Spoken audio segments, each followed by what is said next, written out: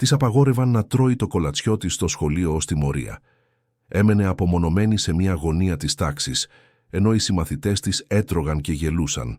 Όλο αυτό το αποκαλούσαν διαπαιδαγώγηση, μέχρι που ο πατέρας της το ανακαλύπτει και το κάστρο των εντυπώσεων αρχίζει να καταραίει. Αν αυτή η ιστορία σας κίνησε το ενδιαφέρον, μην ξεχάσετε να εγγραφείτε στο κανάλι μας και πείτε μας από ποια πόλη μας παρακολουθείτε. Συνεχίζουμε. Η έπαυλη στο ψυχικό, ένα αριστοκρατικό προάστιο της Αθήνας, ξυπνούσε πριν από τον ήλιο.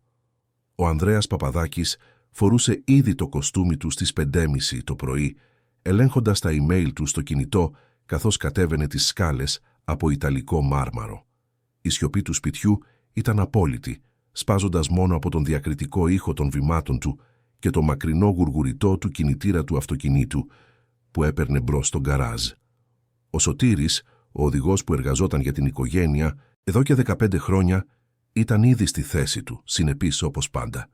Ο Ανδρέας ήταν 42 ετών και διοικούσε μια αυτοκρατορία τεχνολογίας που απασχολούσε πάνω από 3.000 άτομα.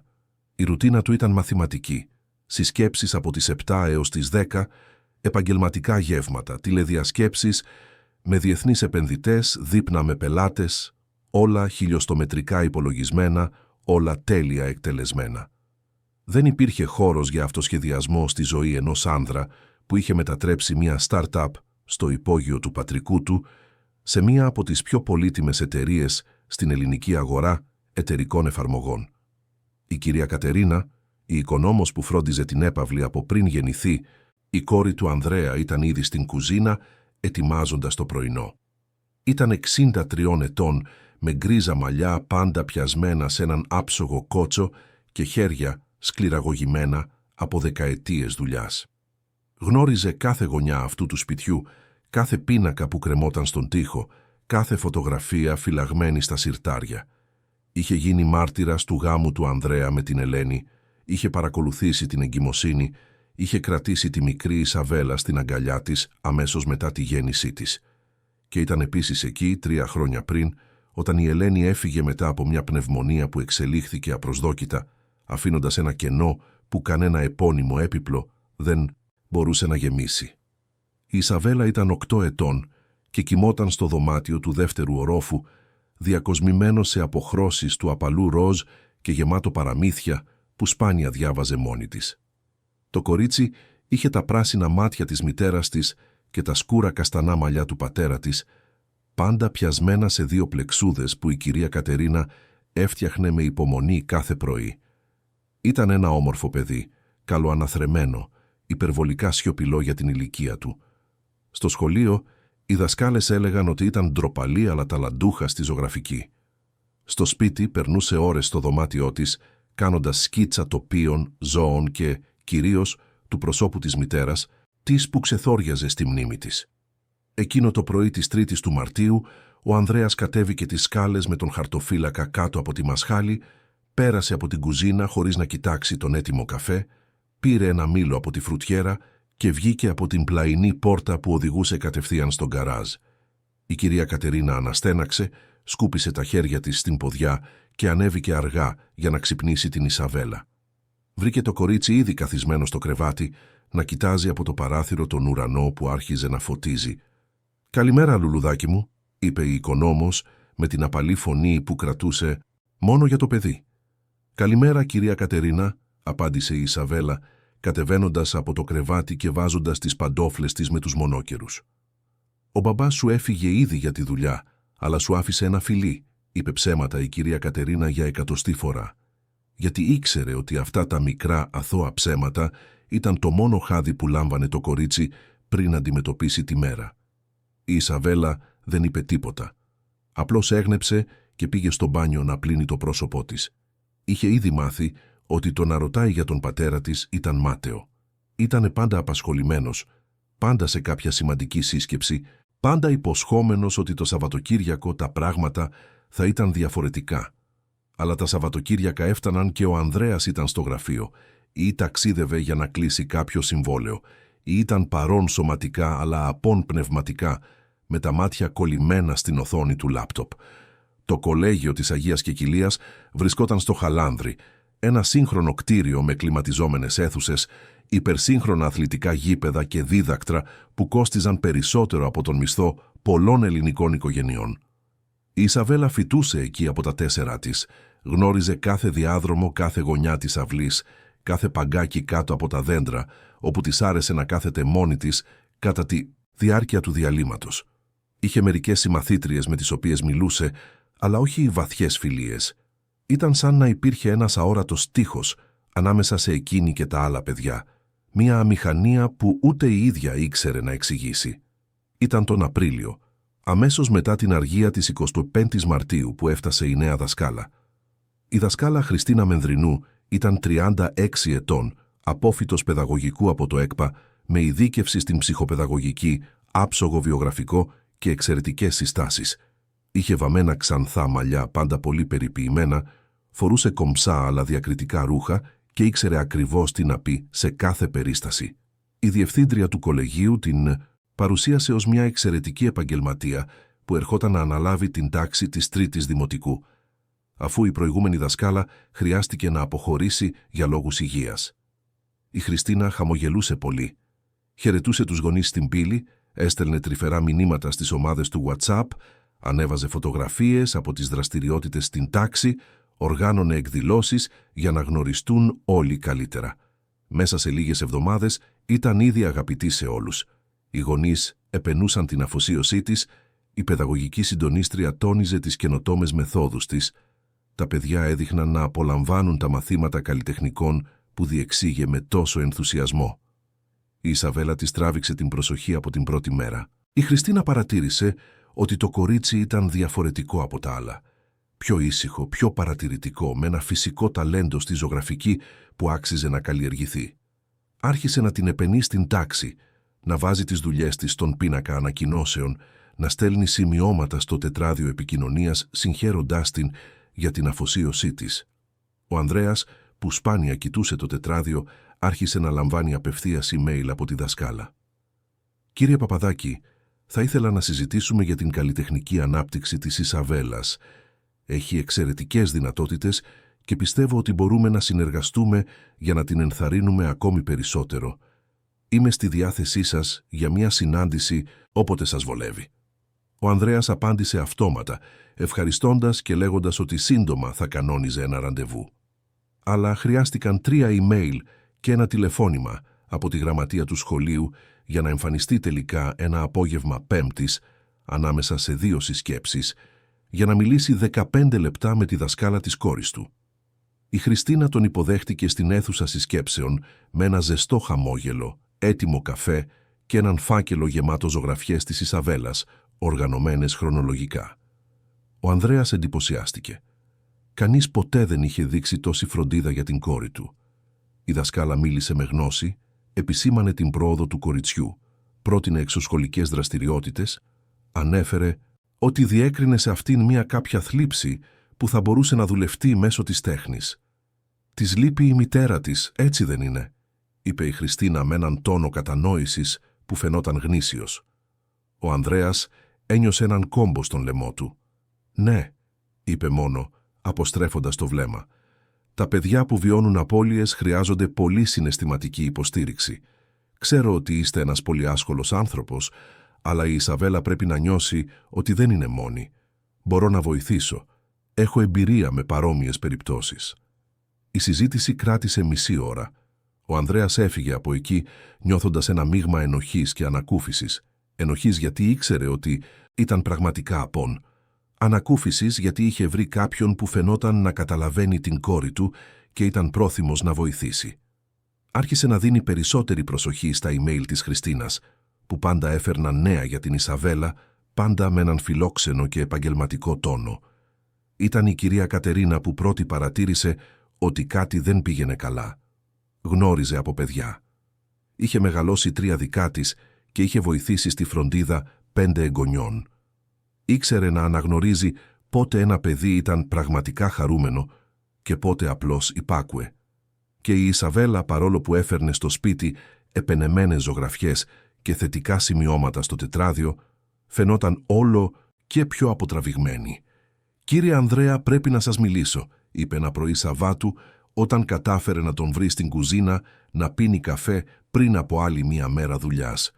«Κυρία Κατερίνα, βιάζομαι. Μπορείτε να είστε σύντομοι». «Είναι για το κορίτσι. Δεν είναι καλά». «Πώς δεν είναι καλά? Οι βαθμοί της είναι άριστοι. Η δασκάλα στέλνει μόνο επένους». «Δεν είναι για τους βαθμούς, κύριε Ανδρέα. Είναι για τη διάθεσή της. Είναι πολύ λυπημένη. Δεν γελάει πια όπως παλιά. Μένει ώρες κοιτάζοντας τη φωτογραφία της κυρίας Ελένης. Βλέπει εφιάλτες σχεδόν κάθε βράδυ». Ο Ανδρέας πέρασε το χέρι του στο πρόσωπό του, ανυπόμονος. «Κυρία Κατερίνα έχασε τη μητέρα της. Είναι φυσιολογικό να επεξεργάζεται ακόμα το πένθος. Η ψυχοπαιδαγωγός που πρότεινε το σχολείο είπε ότι είναι μία φάση». «Μα κύριε Ανδρέα, δεν καταλαβαίνετε ότι το κορίτσι χρειάζεται εσάς? Τα χρήματα και το καλό σχολείο είναι σημαντικά, αλλά χρειάζεται μια αγκαλιά, μια κουβέντα, να νιώσει ότι ο πατέρας της είναι παρόν». «Κάνω ό,τι καλύτερο μπορώ, κυρία Κατερίνα. Δουλεύω κάθε μέρα για να διασφαλίσω ότι θα έχει τα πάντα. Νομίζετε ότι δεν ξέρω πως δεν είμαι ο τέλειος πατέρας, αλλά προσπαθώ». Η οικονόμος χαμήλωσε το βλέμμα. Ήξερε ότι υπήρχαν όρια σε αυτή τη συζήτηση. Ήταν μια πάλιλος. Δεν είχε το δικαίωμα να επιμείνει πέρα από όσα είχε ήδη πει.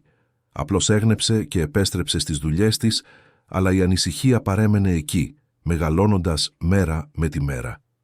Η Χριστίνα άρχισε να εμφανίζεται περισσότερο στη ζωή του Ανδρέα.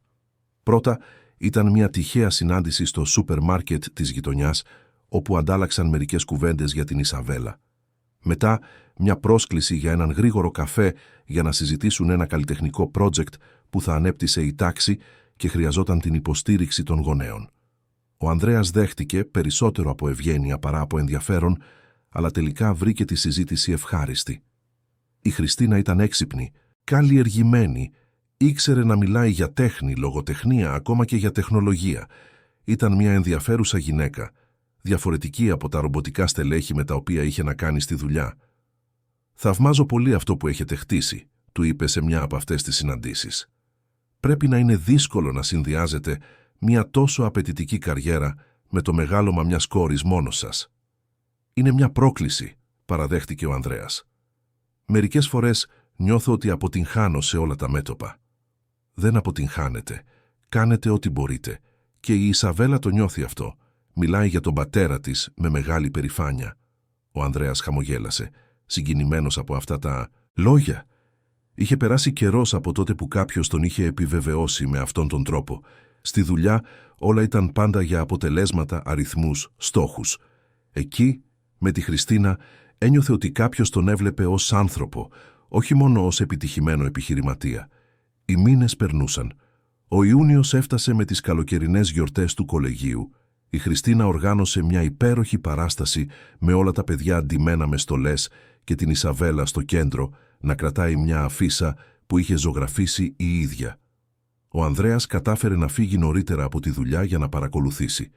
Συγκινήθηκε βλέποντας την κόρη του στη σκηνή, αν και παρατήρησε ότι ήταν πιο αγχωμένη από τα άλλα παιδιά.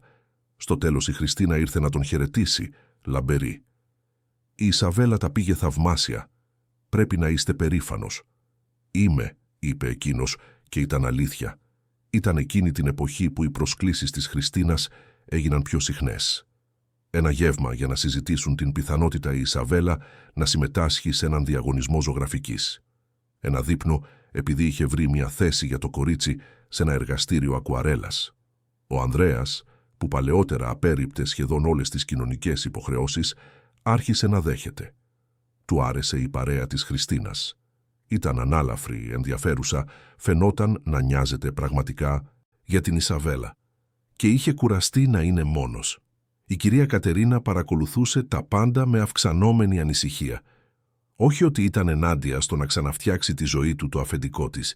Ήταν νέος. Είχε το δικαίωμα να είναι ξανά ευτυχισμένος. Αλλά υπήρχε κάτι στη Χριστίνα που την ενοχλούσε. Ίσως ήταν ο τρόπος που κοιτούσε το σπίτι όταν ερχόταν να πάρει τον Ανδρέα, αξιολογώντας κάθε λεπτομέρεια. Ή ο τρόπος που το χαμόγελό της άλλαζε ανεπαίσθητα όταν πλησίαζε η Ισαβέλα, γινόμενο λίγο πιο μηχανικό, λιγότερο γνήσιο. Ή ακόμα το γεγονός ότι, όποτε η Χριστίνα ήταν κοντά, το κορίτσι γινόταν ακόμα πιο ήσυχο, σαν να αξιολογούνταν συνεχώς. Η οικονόμος προσπάθησε να θίξει το θέμα άλλη μια φορά. με λεπτότητα. «Κύριε Ανδρέα, είστε ευτυχισμένος με τη δασκάλα Χριστίνα?»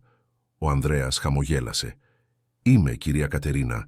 Είναι μια απίστευτη γυναίκα, έξυπνη, αφοσιωμένη στην Ισαβέλα. Είχα καιρό να νιώσω έτσι». Η ηλικιωμένη γυναίκα προσποιήθηκε ένα χαμόγελο. «Χαίρομαι για εσάς.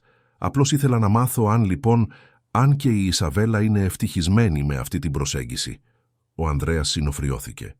«Φυσικά και είναι. Η Χριστίνα είναι η δασκάλα της. Έχουν μια εξαιρετική σχέση». Η κυρία Κατερίνα ήθελε να πει όχι, ότι η Ισαβέλα δεν φαινόταν ευτυχισμένη, ότι το κορίτσι μαζευόταν όποτε εμφανιζόταν η Χριστίνα, ότι υπήρχε κάτι παράξενο σε εκείνα τα υποτιθέμενα τρυφερά μάτια. Αλλά οι λέξεις πέθαναν στο λαιμό της. Ποια ήταν εκείνη για να αμφισβητήσει τις επιλογές του αφεντικού της? Τον Σεπτέμβριο, ο Ανδρέας και η Χριστίνα επισημοποίησαν τη σχέση τους. Η είδηση διαδόθηκε στο σχολείο σαν φωτιά. Μερικοί γονείς το βρήκαν ρομαντικό, άλλοι σχολίασαν χαμηλόφωνα ότι έβρισκαν την κατάσταση λίγο περίεργη, αλλά κανείς δεν είπε τίποτα ανοιχτά. Η Χριστίνα ήταν υπερβολικά αγαπητή, ο Ανδρέας υπερβολικά σημαντικός και τελικά ποιοι ήταν αυτοί για να κρίνουν? Η Ισαβέλα ήταν η τελευταία που το έμαθε. Ο Ανδρέας κάθισε μαζί της ένα απόγευμα Κυριακής, κάτι σπανιότατο, και της εξήγησε ότι έβγαινε με τη δασκάλα Χριστίνα και ότι πίστευε πως θα ήταν καλό για όλους. Το κορίτσι απλώς έγνεψε, χωρίς να ρωτήσει τίποτα. Ο πατέρας ερμήνευσε τη σιωπή ως αποδοχή. Η κυρία Κατερίνα, παρακολουθώντας από την πόρτα της κουζίνας, είδε αυτό που ο Ανδρέας δεν μπορούσε να διακρίνει. Τα μάτια του κοριτσιού ήταν άδεια, παραιτημένα, σαν να ήξερε ήδη ότι τίποτα από όσα θα έλεγε δεν θα έκανε διαφορά. Η σχέση προχώρησε γρήγορα. Τον Οκτώβριο, η Χριστίνα περνούσε ήδη τα Σαββατοκύριακα στην έπαυλη. Τον Νοέμβριο άρχισε να αφήνει ρούχα στην ντουλάπα. Τον Δεκέμβριο, παραμονή Χριστουγέννων, ο Ανδρέας της έκανε πρόταση γάμου σε ένα εστιατόριο στο Κολονάκι, με διακριτικό φωτογράφο και ένα διαμαντένιο δαχτυλίδι που κόστιζε περισσότερο από ένα εισαγόμενο αυτοκίνητο. Η Χριστίνα είπε ναι, συγκινημένη, και σύντομα η είδηση ήταν στα κοινωνικά δίκτυα, προκαλώντας εκατοντάδες σχόλια και likes. Η Ισαβέλα είδε τη φωτογραφία του ζευγαριού στο κινητό της κυρίας Κατερίνας. Η οικονόμος προσπάθησε να μετρήσει την αντίδραση του κοριτσιού, αλλά εκείνη απλώς κοίταξε, σήκωσε τους ώμους και επέστρεψε στο δωμάτιό της. Εκείνο το βράδυ, η κυρία Κατερίνα βρήκε την Ισαβέλα να κρύβει ένα κουτί παπουτσιών στο βάθος της ντουλάπας. Μέσα ήταν όλες οι φωτογραφίες της μητέρας της που παλαιότερα ήταν σκορπισμένες στο σπίτι, τώρα φυλαγμένες σαν απαγορευμένοι θησαυροί. Το κορίτσι δεν είπε τίποτα. Απλώς έκλεισε το κουτί, το έσπρωξε στην πιο σκοτεινή γωνιά της ντουλάπας και ξάπλωσε στο κρεβάτι με την πλάτη στην πόρτα.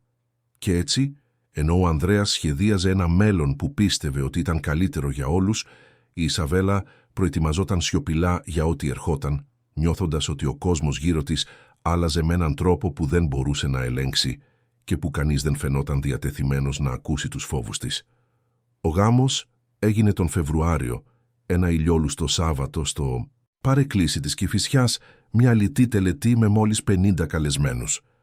Η Χριστίνα φορούσε ένα απλό αλλά κομψό λευκό φόρεμα με μια ανθοδέσμη από λευκούς κρίνους στα χέρια και ένα τέλειο χαμόγελο στο πρόσωπό της. Ο Ανδρέας ήταν άψογος με το ιταλικό σκούρο μπλε κοστούμι του, με τη βέρα να γυαλίζει στο δάχτυλό του και τα μάτια του δακρυσμένα από συγκίνηση όταν είπε το ναι ενώπιον του δημάρχου. Η Ισαβέλα στεκόταν δίπλα τους, με ένα απαλό ροζ φόρεμα που τέριαζε απόλυτα με τους τόνους της διακόσμησης, ένα μικρό στεφάνι από λουλούδια στα μαλλιά, κρατώντας ένα καλαθάκι με ροδοπέταλα που θα έπρεπε να είχε ρίξει κατά τη διάρκεια της τελετής, αλλά που έμεινε ανέγκυχτο στα τρεμάμενα χέρια της. Οι φωτογραφίες του γάμου δημοσιεύτηκαν σε 2 εξειδικευμένα blogs για πολυτελείς εκδηλώσεις και στα κοινωνικά δίκτυα των καλεσμένων. Ο Ανδρέας Παπαδάκης, ο δισεκατομμυριούχος της τεχνολογίας, βρίσκει επιτέλους την ευτυχία στο πλευρό της όμορφης παιδαγωγού Χριστίνας Μενδρινού. Ο ρομαντικός τίτλος κυλούσε στις οθόνες των κινητών της Αθήνας, ενώ η Ισαβέλα, εκείνο το ίδιο βράδυ, έκλαιγε σιγανά στο μαξιλάρι της, σφίγγοντας στο στήθος της το μοναδικό πορτρέτο της μητέρας της, που είχε καταφέρει να κρύψει από τη μεγάλη αναδιοργάνωση που προώθησε η Χριστίνα την εβδομάδα πριν από τον γάμο. Η κυρία Κατερίνα σέρβιρε το δείπνο της μικρής γιορτής στην έπαυλη, φρόντισε τις λεπτομέρειες με τη συνηθισμένη της αποτελεσματικότητα, αλλά η καρδιά της ήταν βαριά.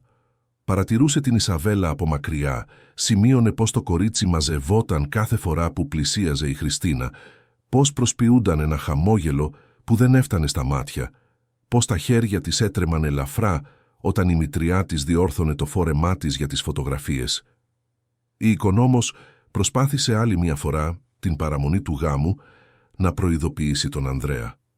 Διακόπηκε πριν καν ολοκληρώσει τη φράση της. «Κυρία Κατερίνα, ξέρω ότι ανησυχείτε για την Ισαβέλα, αλλά πρέπει να καταλάβετε ότι η Χριστίνα είναι επαγγελματίας, παιδαγωγός. Ξέρει να χειρίζεται τα παιδιά καλύτερα από οποιονδήποτε από εμάς. Το κορίτσι χρειάζεται απλώς χρόνο για να προσαρμοστεί. Είναι φυσιολογικό να υπάρχει μια περίοδος προσαρμογής». Οι λέξεις κόλλησαν στον λαιμό της οικονόμου. Απλώς έγνεψε και επέστρεψε στην κουζίνα, όπου έκλαψε διακριτικά ενώ ετοίμαζε το κέικ πορτοκαλιού που τόσο άρεσε στην Ισαβέλα, ξέροντας ότι σύντομα αυτή η συνταγή θα αντικαθίστατο από κάποια πιο σοφιστικέ και λιγότερο τρυφερή εκδοχή. Ο μήνας του μέλιτος ήταν στην Αράχοβα, μόνο 5 ημέρες, γιατί ο Ανδρέας δεν μπορούσε να λείψει πολύ από τη δουλειά. Η Ισαβέλα έμεινε στο σπίτι με την κυρία Κατερίνα, η οποία φρόντισε να ετοιμάσει όλα τα αγαπημένα φαγητά του κοριτσιού, να την πάει στο πάρκο, να δουν ταινίες μαζί, προσπαθώντας να αντισταθμίσει με κάποιο τρόπο αυτό που ερχόταν. Όταν το ζευγάρι επέστρεψε, όλα άλλαξαν. Η Χριστίνα μπήκε στην έπαυλη όχι πλέον ως επισκέπτρια, αλλά ως κυρία του σπιτιού.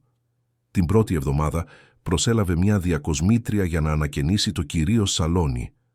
Οι μπέζ κουρτίνες που είχε διαλέξει η Ελένη αντικαταστάθηκαν από μοντέλα σε ανθρακί γκρι. Οι πίνακες με τα ελληνικά τοπία έδωσαν τη θέση τους σε μινιμαλιστικές αφαιρέσεις. Ο άνετος καναπές, όπου η Ισαβέλα συνήθιζε να κουλουριάζεται για να διαβάσει, ανταλλάχθηκε με ένα σετ ιταλικού design, όμορφο αλλά σκληρό σαν πέτρα. Οι αλλαγές παρουσιάζονταν ως βελτιώσεις, εξυγχρονισμός, καλό γούστο. Ο Ανδρέας ενέκρινε τα πάντα, ικανοποιημένος που είχε μια σύζυγο που φρόντιζε τόσο καλά το σπίτι. Η κυρία Κατερίνα κατάλαβε ότι δεν άλλαζαν μόνο έπιπλα. Ήταν η μνήμη της Ελένης που σβηνόταν, κομμάτι-κομμάτι, δωμάτιο-δωμάτιο. Το κεραμικό βάζο που η Ελένη είχε αγοράσει σε ένα ταξίδι στα νησιά εξαφανίστηκε. Το σερβίτσιο φαγητού με το φλωράλ μοτίβο δωρήθηκε. Η κρυστάλλινη βιτρίνα που φύλαγε οικογενειακά κοιμήλια πουλήθηκε. Όταν η οικονόμος τόλμησε να ρωτήσει για κάποια κομμάτια, η Χριστίνα απάντησε με ένα ευγενικό αλλά σταθερό χαμόγελο. «Χτίζουμε μια νέα φάση για αυτή την οικογένεια, κυρία Κατερίνα. Δεν μπορούμε να ζούμε στο παρελθόν». Η Ισαβέλα παρακολουθούσε τα πάντα σιωπηλά. Έβλεπε τους τελευταίους δεσμούς της με τη μητέρα της να αφαιρούνται, να συσκευάζονται, να δωρίζονται, να ξεχνιούνται. Προσπάθησε μια φορά να ρωτήσει τον πατέρα της για τον πίνακα που είχε ζωγραφίσει η μητέρα της και που πάντα βρισκόταν στον τοίχο της τραπεζαρίας. Ο Ανδρέας, αφηρημένος, απάντησε ότι η Χριστίνα πίστευε πως δεν τέριαζε με τη νέα διακόσμηση, αλλά ότι θα μπορούσε να μείνει στο δωμάτιό της αν ήθελε. Το κορίτσι έτρεξε στο δωμάτιο, αλλά ο πίνακας δεν ήταν εκεί. Ποτέ δεν έμαθε που είχε πάει. Οι κανόνες του σπιτιού άλλαξαν επίσης. Η Χριστίνα κατάρτισε ένα αυστηρό πρόγραμμα για την Ισαβέλα, ξύπνημα στις 6.30, πρωινό στις 7 ακριβώς, διάβασμα από τις 7.30 έως τις 8, αναχώρηση για το σχολείο στις 8 και 4.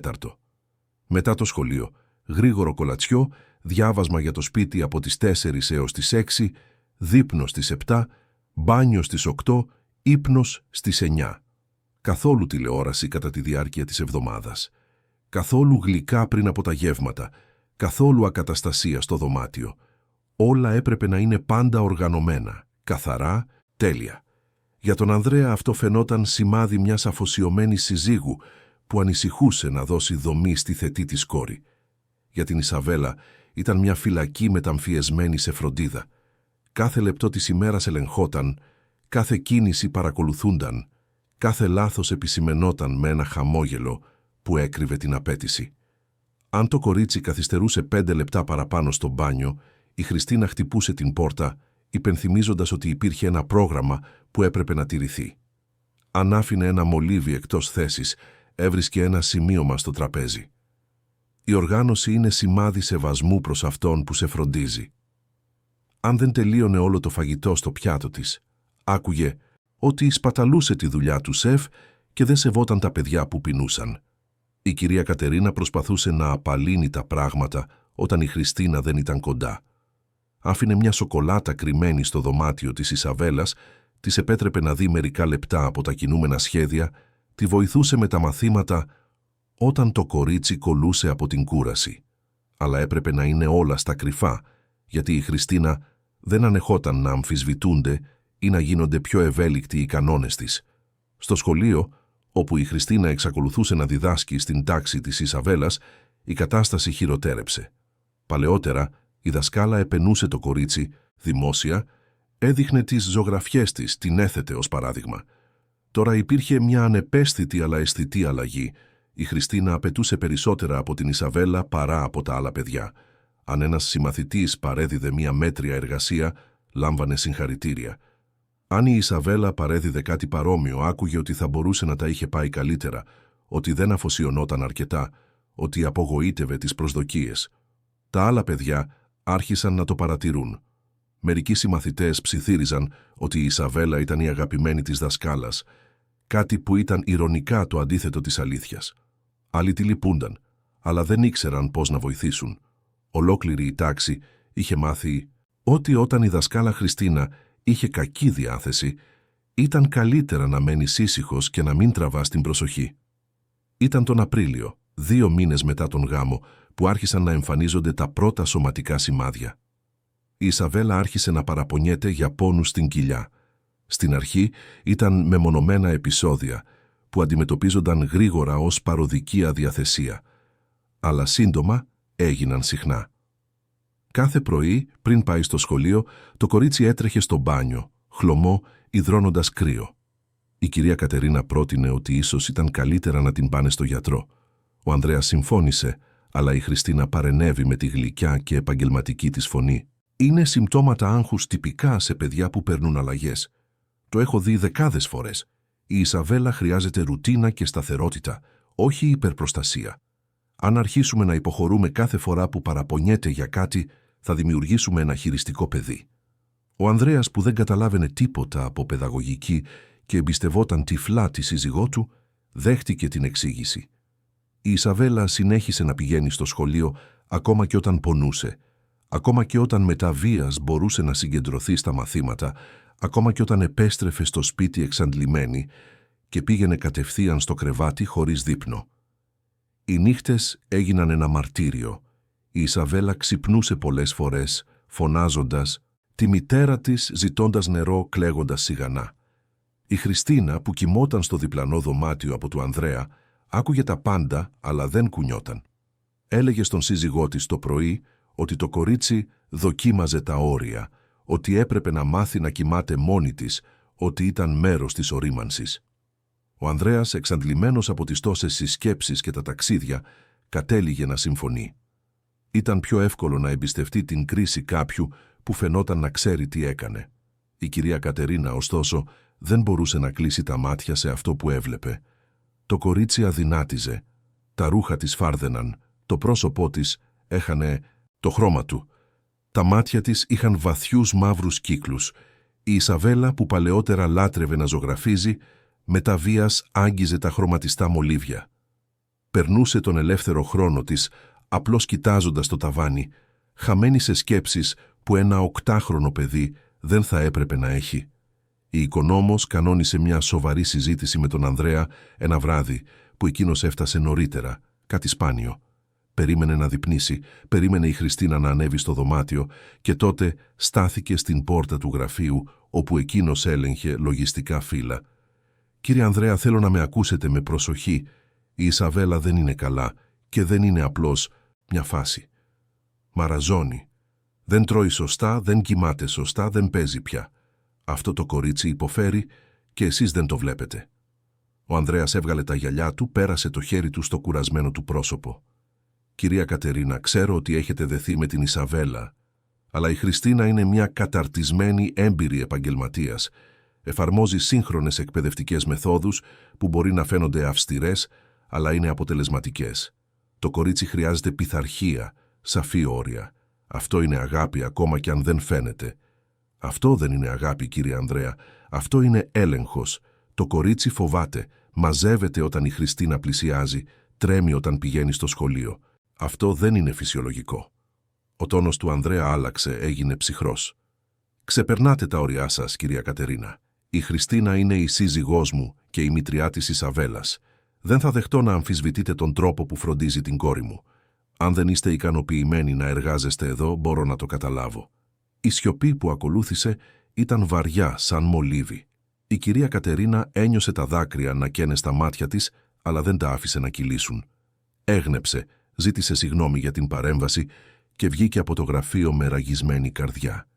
Ήξερε ότι είχε δύο επιλογές: να το δεχτεί σιωπηλά ή να ρισκάρει να χάσει τη δουλειά της και χειρότερα να χάσει την ευκαιρία να είναι εκεί για να στηρίξει την Ισαβέλα στις στιγμές που τη χρειαζόταν περισσότερο. Επέλεξε να μείνει. Αλλά η ενοχή την έτρωγε από μέσα. Οι επόμενοι μήνες ήταν μια καθοδική σπήρα μεταμφιεσμένη σε κανονικότητα. Για όποιον κοιτούσε από έξω όλα φαίνονταν τέλεια. Η οικογένεια Παπαδάκη ανέβαζε χαμογελαστές φωτογραφίες στα κοινωνικά δίκτυα. Ο Ανδρέας και η Χριστίνα εμφανίζονταν μαζί σε φιλανθρωπικές εκδηλώσεις, εταιρικά δείπνα, γιορτές του σχολείου. Η Ισαβέλα ήταν πάντα δίπλα τους, ντυμένη άψογα, με τα μαλλιά περιποιημένα, με ένα αναγκαστικό χαμόγελο. Η εικόνα της ευτυχισμένης οικογένειας πουλιόταν και αγοραζόταν χωρίς αμφισβήτηση. Αλλά μέσα στην έπαυλη η πραγματικότητα ήταν άλλη. Η Χριστίνα ενέτεινε τον έλεγχο. Άρχισε να ελέγχει τις τσάντες της Ισαβέλας κάθε μέρα, ψάχνοντας για σημειώματα, ζωγραφιές, οτιδήποτε θεωρούσε ακατάλληλο. Βρήκε μια φορά ένα χαρτί όπου το κορίτσι είχε γράψει «Θα ήθελα η μαμά να ήταν εδώ». Η Χριστίνα κράτησε το χαρτί, το έδειξε στον Ανδρέα ως απόδειξη ότι η Ισαβέλα προσκολιόταν υπερβολικά στο παρελθόν και χρειαζόταν ψυχολογική βοήθεια για να το ξεπεράσει. Ο Ανδρέας, ανήσυχος, προσέλαβε μια ψυχολόγο. Η Χριστίνα φρόντισε να επιλέξει την επαγγελματία, μια συμφοιτήτριά της που είχε την ίδια γραμμή σκέψης. Τα παιδιά χρειάζονται δομή, όρια και πειθαρχία. Οι συνεδρίες ψυχοθεραπείας έγιναν άλλη μια υποχρέωση στην ίδια ασφικτική ρουτίνα της Ισαβέλας. Η ψυχολόγος, επηρεασμένη από την αφήγηση της Χριστίνας, εστίαζε στο να κάνει το κορίτσι να αποδεχτεί τη νέα οικογενειακή δομή, να σταματήσει να ζει στο πένθος, να είναι ευγνώμων για όλα όσα είχε. Η Ισαβέλα έμαθε γρήγορα ότι δεν είχε νόημα να λέει την αλήθεια. Όταν προσπάθησε να πει στην ψυχολόγο ότι φοβόταν τη μητριά της, η επαγγελματίας απάντησε ότι αυτό ήταν φυσική αντίσταση και ότι έπρεπε να προσπαθήσει περισσότερο για να αποδεχτεί την αγάπη που της προσέφερε η Χριστίνα. Το κορίτσι δεν ξαναμίλησε ποτέ για το θέμα. Άρχισε να απαντά αυτό που ήξερε ότι ήθελαν να ακούσουν. Ναι, προσαρμοζόταν, ναι, η μητριά της ήταν καλή, ναι, όλα ήταν καλά. Στο σχολείο η κατάσταση έφτασε σε κρίσιμο σημείο ένα πρωί του Ιουνίου. Ήταν η μέρα παρουσίασης ομαδικών εργασιών και η Ισαβέλα μαζί με 3 συμμαθητές έπρεπε να παρουσιάσει ένα project για τα ζώα του Αμαζονίου. Το κορίτσι είχε περάσει μέρες ζωγραφίζοντας εικόνες για την αφίσα, ένα από τα λίγα πράγματα που ακόμα μπορούσε να κάνει με κάποια ευχαρίστηση. Αλλά την ώρα της παρουσίασης, αγχωμένη, τράβλησε διαβάζοντας το μέρος της. Ξέχασε μια φράση. Άρχισε ξανά, τα χέρια της έτρεμαν κρατώντας το χαρτί. Η Χριστίνα μπροστά στην τάξη παρατηρούσε με ένα χαμόγελο που δεν έφτανε στα μάτια. Όταν η Ισαβέλα τελείωσε, η δασκάλα δεν την επένεσε. Απλώς είπε, μπροστά σε όλη την τάξη, «Φαίνεται ότι κάποιος δεν προετοιμάστηκε σωστά. Ισαβέλα, θέλω να παίρνεις πιο σοβαρά τις ευθύνες σου. Μπορείς να επιστρέψεις στη θέση σου». Το κορίτσι κάθισε με το πρόσωπό της να καίει από ντροπή. Οι άλλες ομάδες παρουσίασαν και όλοι έλαβαν συγχαρητήρια, χειροκροτήματα, επένους. Η Ισαβέλα έλαβε σιωπή. Την ώρα του κολατσιού έμεινε μόνη σε μια γωνιά της αυλής, ανίκανη να φάει το σάντουιτς που η κυρία Κατερίνα είχε ετοιμάσει με τόση αγάπη. Μία από τις υπαλλήλους του κηλικίου, η κυρία Βάσο, μια γυναίκα 50 ετών που εργαζόταν εκεί εδώ και μια δεκαετία, το παρατήρησε. Πλησίασε το κορίτσι, κάθισε δίπλα της. «Τι έγινε, μικρή, γιατί δεν τρως?» Η Ισαβέλα την κοίταξε με δακρυσμένα μάτια. «Δεν πεινάω, κυρία Βάσο». Η υπάλληλος δεν επέμεινε, αλλά συνέχισε να παρατηρεί. Τις επόμενες μέρες παρατήρησε ένα μοτίβο. Η Ισαβέλα σπάνια έτρωγε ολόκληρο το κολατσιό της. Πετούσε το μισό, έκρυβε κομμάτια στη χαρτοπετσέτα, περνούσε περισσότερο χρόνο ανακατεύοντας το φαγητό παρά τρώγοντας. Η κυρία Βάσο το σχολίασε με άλλες υπαλλήλους. Όλες συμφώνησαν ότι συνέβαινε κάτι παράξενο, αλλά καμία δεν ήξερε ακριβώς τι. Άλλωστε η δασκάλα Χριστίνα ήταν τόσο αφοσιωμένη, τόσο παρούσα, πως θα μπορούσε να υπάρχει κάποιο πρόβλημα. Ήταν ένα απόγευμα του Ιουλίου, μια κρύα και βροχερή μέρα, που η κυρία Κατερίνα βρήκε κάτι που της πάγωσε το αίμα. Τακτοποιούσε το δωμάτιο της Ισαβέλας, αλλάζοντας τα σεντόνια, όταν είδε ένα τετράδιο κρυμμένο κάτω από το στρώμα. Κανονικά σεβόταν την ιδιωτικότητα του κοριτσιού, αλλά κάτι την όθησε να κοιτάξει. Άνοιξε το τετράδιο και βρήκε σελίδες ολόκληρες με χειρόγραφα σημειώματα, με γραφή ενήλικα, γραφή που αναγνώρισε αμέσως ως της Χριστίνας. «Πρέπει να γίνεις καλύτερη. Δεν μπορείς να απογοητεύσεις τον πατέρα σου. Αν πεις οτιδήποτε σε κάποιον, ο πατέρας σου θα στεναχωρηθεί πολύ και θα φταίς εσύ. Φάε ό,τι υπάρχει στο πιάτο σου, τα παιδιά που σπαταλούν φαγητό δεν αξίζουν να έχουν να φάνε. Σταμάτα να κλαις, είσαι πλέον πολύ μεγάλη γι' αυτό. Η μητέρα σου δεν θα γυρίσει, οπότε καλύτερα να το αποδεχτείς σύντομα». Υπήρχαν δεκάδες σημειώματα, μερικά με διαστρεβλωμένες φράσεις παρακίνησης, άλλα με συγκαλυμμένες απειλές, όλα γραμμένα σε έναν τόνο που αναμείγνυε ψεύτικη τρυφερότητα με απόλυτο έλεγχο. Η κυρία Κατερίνα κάθισε στο κρεβάτι, κρατώντας το τετράδιο με τρεμάμενα χέρια, νιώθοντας τη ναυτία να ανεβαίνει στον λαιμό της. Αυτό δεν ήταν εκπαίδευση. Αυτό ήταν συναισθηματική κακοποίηση, συστηματική, σκληρή, κρυμμένη πίσω από μία πρόσωψη επαγγελματισμού. Έπρεπε να το δείξει στον Ανδρέα. Έπρεπε να τον κάνει να δει. Κατέβηκε τις σκάλες με το τετράδιο κάτω από τη μασχάλη, αποφασισμένη. Αλλά φτάνοντας στο σαλόνι βρήκε τη Χριστίνα καθισμένη στον καναπέ, να ασχολείται με το κινητό της, με εκείνο το γαλήνιο χαμόγελο στο πρόσωπό της. Η μητριά σήκωσε τα μάτια, είδε το τετράδιο στα χέρια της οικονόμου και το χαμόγελό της έγινε ένα χιλιοστό πιο σφιγμένο. «Τι είναι αυτό, κυρία Κατερίνα?» Η οικονόμος δίστασε. Ήταν μόνο εκείνη και η Χριστίνα εκεί. Ο Ανδρέας δεν θα έφτανε πριν από τις 9 το βράδυ. Η Ισαβέλα ήταν στο δωμάτιό της. Αν έδειχνε το τετράδιο τώρα, η Χριστίνα θα είχε χρόνο να βρει μια δικαιολογία, να ανατρέψει την κατάσταση, να το κάνει να φανεί ότι η κυρία Κατερίνα εφήρε πράγματα.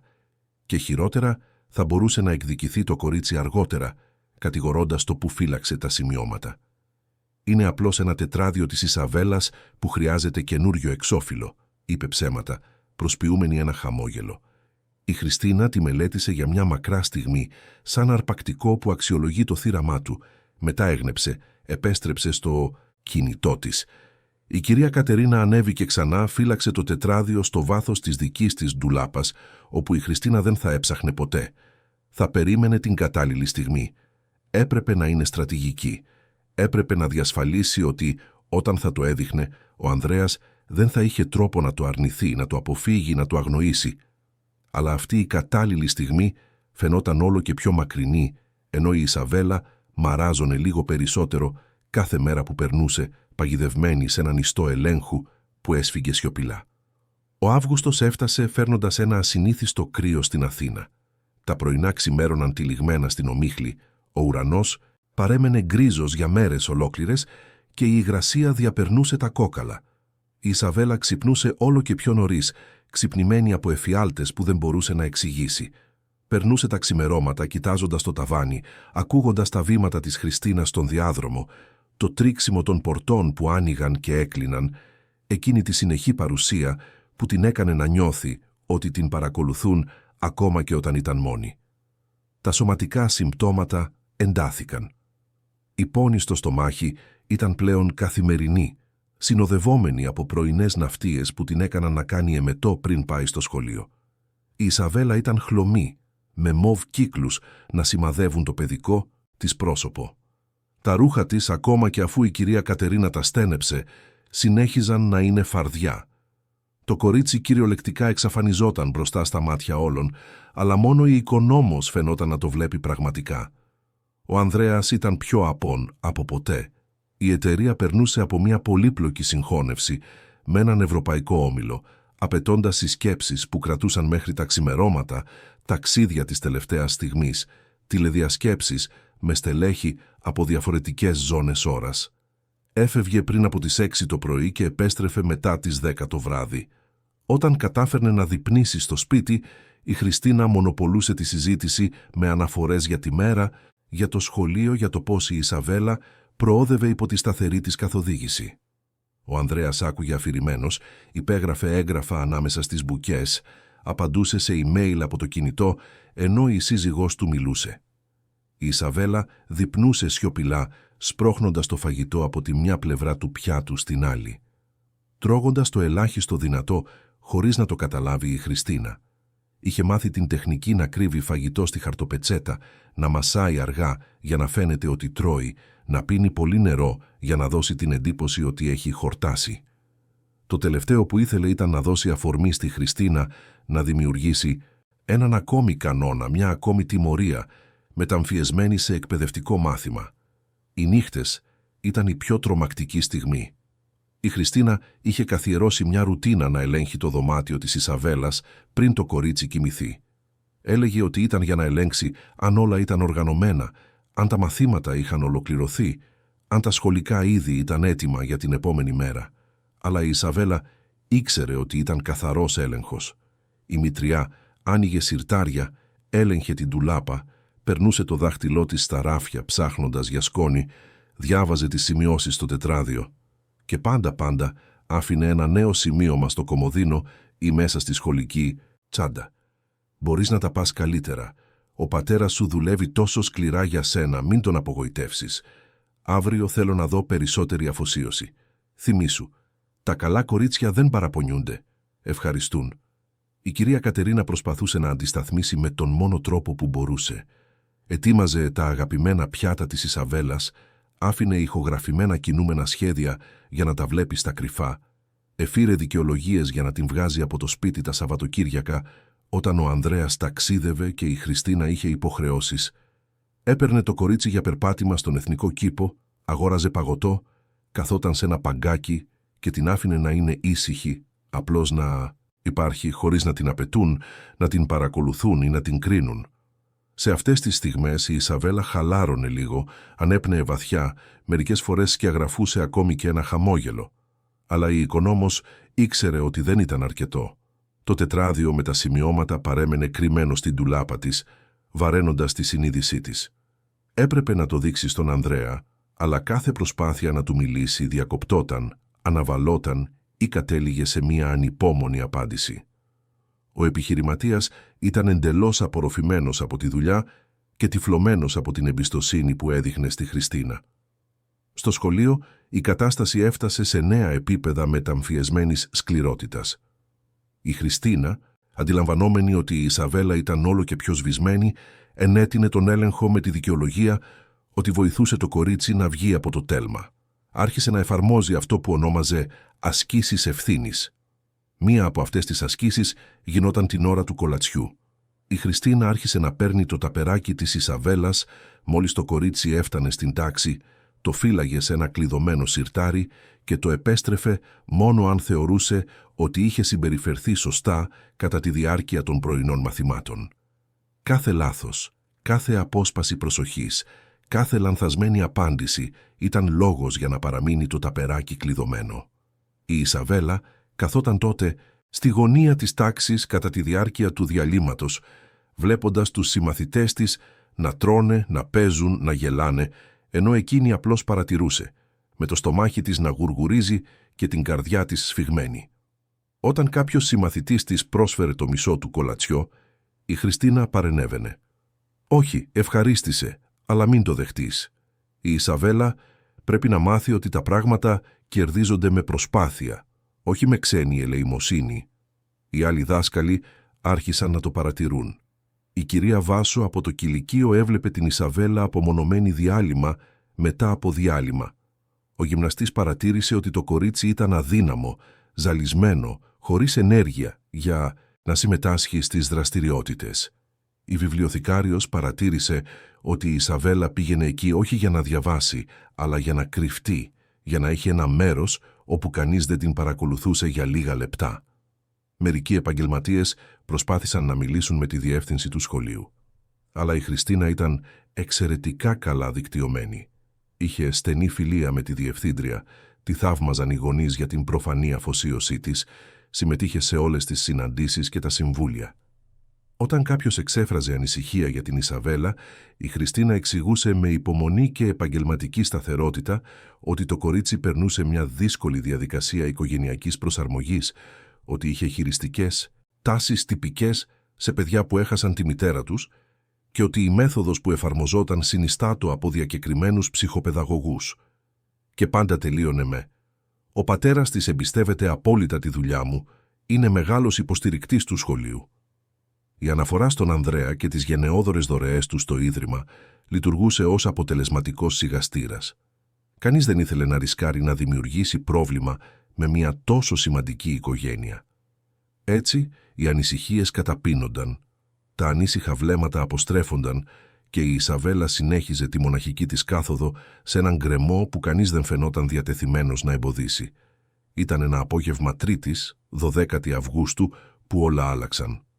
Ο Ανδρέας βρισκόταν στο γραφείο του, στο επιχειρηματικό κέντρο της Λεωφόρου Κηφισίας, περιτριγυρισμένος από έγγραφα, προετοιμαζόμενος για μια κρίσιμη συνάντηση με τους Ευρωπαίους επενδυτές που είχε προγραμματιστεί για τις 3 το απόγευμα. Η γραμματέας του μπήκε με μια ανήσυχη έκφραση. «Κύριε Παπαδάκη, πρέπει να σας ενημερώσω ότι η συνάντηση των 3 αναβλήθηκε για αύριο. Τεχνικό πρόβλημα με τη σύνδεση από την πλευρά τους». Ο Ανδρέας συνοφριώθηκε, αρχικά εκνευρισμένος, αλλά μετά κοίταξε το ρολόι. Ήταν 2 και 4.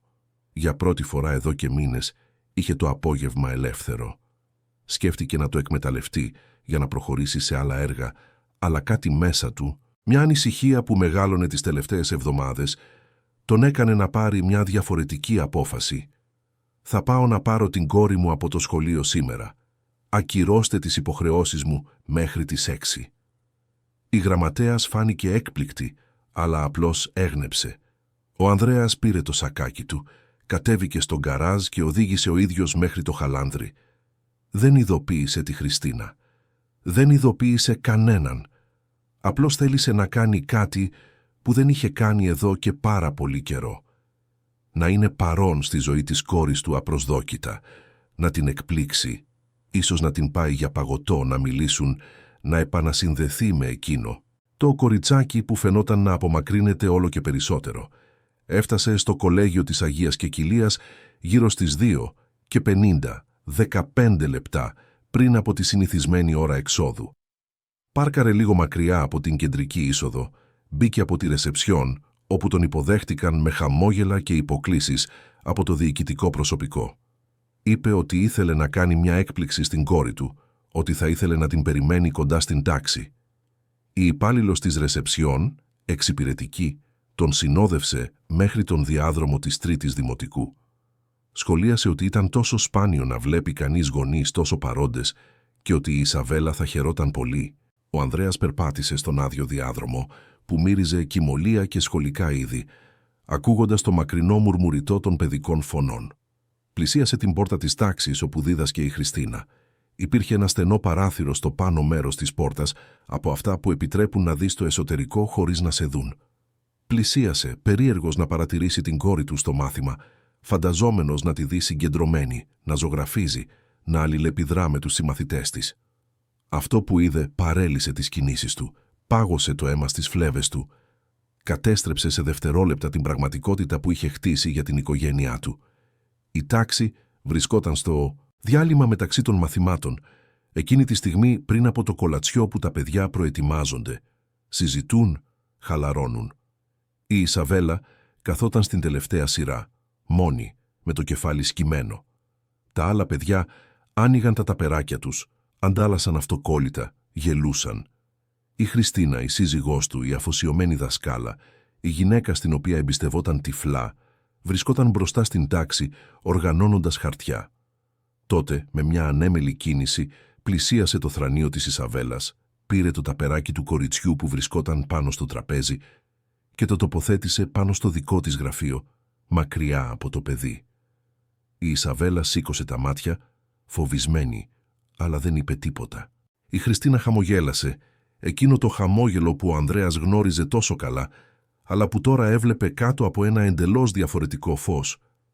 «Ισαβέλα, σήμερα θα μείνεις χωρίς κολατσιό», είπε η Χριστίνα δυνατά, αρκετά ώστε να ακούσει όλη η τάξη.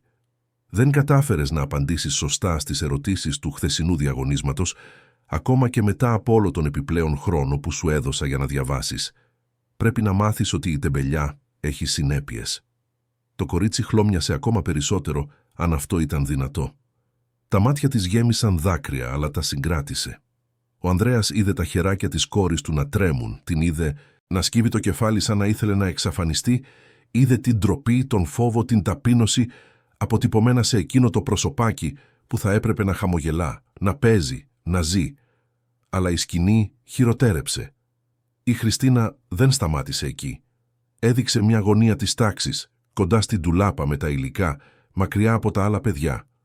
«Τώρα θα μείνεις εκεί, με την πλάτη στην τάξη, μέχρι να τελειώσει το διάλειμμα. Είναι ένα μάθημα για να μάθεις να εκτιμάς τις ευκαιρίες που έχεις». Αν ήσασταν στη θέση του Ανδρέα, αυτή ακριβώς τη στιγμή, βλέποντας την κόρη σας να ταπεινώνεται με αυτόν τον τρόπο, τι θα είχατε κάνει? Πείτε μας στα σχόλια. Η Ισαβέλα σηκώθηκε με τις κινήσεις κάποιου που βρίσκεται σε εφιάλτη, περπάτησε μέχρι την υποδεικνυόμενη γωνία, γύρισε την πλάτη της στους συμμαθητές της. Οι άλλοι μαθητές έμειναν σιωπηλοί, μερικοί φοβισμένοι, άλλοι ανακουφισμένοι που δεν ήταν αυτοί. Κανείς δεν τόλμησε να προσφέρει το κολατσιό του, κανείς δεν μιλούσε. Το διάλειμμα που θα έπρεπε να είναι στιγμή χαράς μετατράπηκε σε μία νεκρική αίθουσα. Ο Ανδρέας παρέμενε εκεί, πίσω από την πόρτα, εντελώς ακίνητος. Ο εγκέφαλός του αρνιόταν να επεξεργαστεί αυτό που έβλεπε. Αυτή δεν μπορούσε να είναι η σύζυγός του. Αυτή δεν μπορούσε να είναι η γυναίκα που αγαπούσε, που είχε επιλέξει για μητριά της κόρης του, που ορκιζόταν να φροντίζει την Ισαβέλα σαν να ήταν δικό της παιδί. Αλλά ήταν εκείνη. Και χειρότερα, αυτό δεν ήταν ένα μεμονωμένο περιστατικό, ένα λάθος, μια στιγμιαία υπερβολή.